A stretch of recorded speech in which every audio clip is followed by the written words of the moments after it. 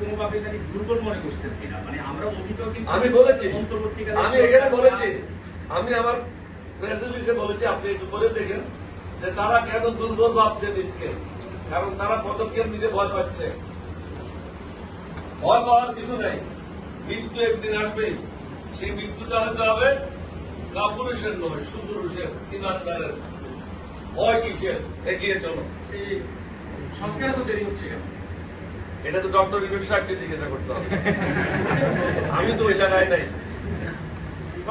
গত কয়েকদিন আগে মির্জা ফখরুল সাহেব বলেছেন যে আমি নির্বাচন আসতে পারে কোনো সুবিধা নেই। সেই কথা তিনি বলেছেন। মির্জা ফখরুল সাহেব কেন বলছে আমি জানি না, আমার বক্তব্যটা শুনেছেন। আমি বলছি এই লুটেরাদেরকে, খুনিদেরকে রাজনীতি করতে দেওয়া উচিত না।